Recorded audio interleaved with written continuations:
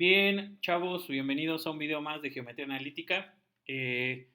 Obviamente en los videos pasados, que son 4, vimos diferentes casos de cómo pasar de coordenadas cartesianas o coordenadas rectangulares a coordenadas polares.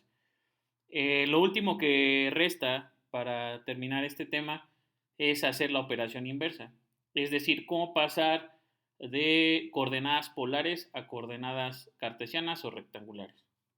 Entonces, ya saben, como siempre vamos a ocupar un ejemplo, pero en esta ocasión, bueno, yo ya tengo el radio vector y obviamente un ángulo.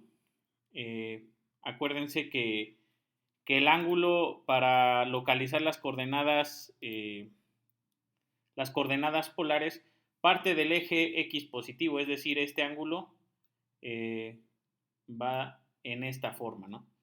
Entonces, mis coordenadas polares para este radio vector y ese ángulo serían las siguientes, ¿no? De radio vector tengo 5.83, que acuérdense que es la longitud de mi radio vector, y como ángulo tengo 329.04 grados. Entonces, ¿cómo voy a pasar yo, en dado caso que se les dé la coordenada polar, cómo la voy a pasar a coordenadas rectangulares o cartesianas? Vamos a ocupar otras dos fórmulas.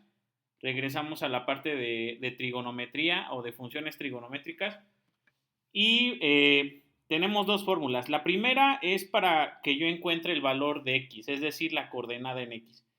Y este es igual al coseno del ángulo por el radio vector. Y la otra fórmula es para que yo encuentre el valor de y, es decir, mi coordenada en y, que en este caso sería seno del ángulo por el radio vector. Entonces, obviamente, el porqué de estas funciones trigonométricas tiene que ver con, pues obviamente, el cálculo de las mismas, de cómo usar cateto opuesto o hipotenusa, ¿no? Para encontrar estas funciones trigonométricas. Generalmente coseno va a ocupar el cateto adyacente, entonces por eso, como en este caso el cateto adyacente es x, lo ocupamos con coseno, y el seno va a buscar el cateto opuesto, que en este caso es y, el valor de y. Entonces, de estas dos fórmulas, vuelvo a repetir como se los dije anteriormente, es necesario que las tengan apuntadas en un formulario o que estén a la mano para que ustedes las puedan utilizar. Vamos a empezar a hacer el ejercicio. En este caso, obviamente tengo que sustituir. El ángulo es 329.04 grados, ¿no? Y el radio vector, acuérdense que es 5.83, es decir, en mi calculadora, que de preferencia debe de ser científica, vamos a hacer esta operación del coseno del ángulo por el radio vector. Es decir, vamos a pasar a la calculadora a ver si alcanza a ver.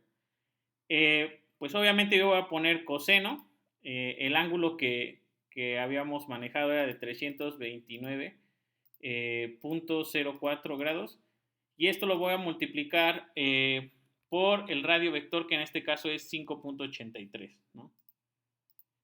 Entonces, cuando yo le doy enter o el resultado, si se fijan me da 4.99, ¿no? Entonces, obviamente, bueno, inclusive me da un 9 más, sería 4.999. Por cuestiones que en el ángulo y en el radio vector solo se dan dos dígitos después del punto, obviamente el valor de x me va a dar muy aproximado. En este caso es 4.99, ¿no? Obviamente, si hacemos un redondeo, pues el valor de x va a ser 5. Es decir, siempre, por lo general, cuando ustedes calculen el valor de x y el de y, les va a dar un valor muy aproximado, por lo que ya les comenté que solo usamos dos dígitos después del punto. Entonces, como consejo es que no lo dejan así como en este caso 4.999, sino que lo redondean al entero. Igual puede ser que le salga un número decimal como 3.0001 o algo así, pues ahí sí lo dejamos en 3, ¿no? Hay que redondear a enteros para encontrar bien la coordenada. En este caso mi coordenada en x es 5. Si nosotros ahora calculamos la coordenada en y, es el mismo procedimiento, pero ahora vamos a ocupar la función de seno, ¿no? Es decir, seno del ángulo, acuérdense, repito, el ángulo es de 329.04 por el radio vector que es 5.83.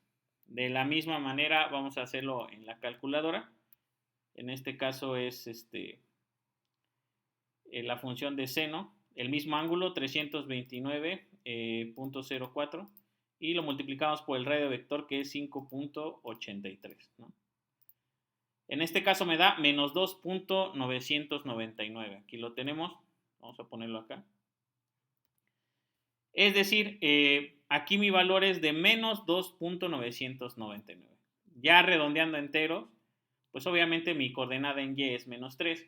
Es decir, mi punto está localizado en las coordenadas 5, menos 3. Es decir, 5 en x y menos 3 en y.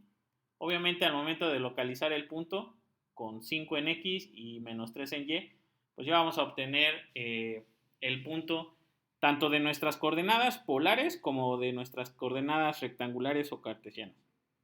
Entonces, acuérdense ocupar bien las funciones en su calculadora y recuerden siempre que para la coordenada en x es coseno del ángulo por el radio vector y para la coordenada en y es seno del ángulo por el radio vector.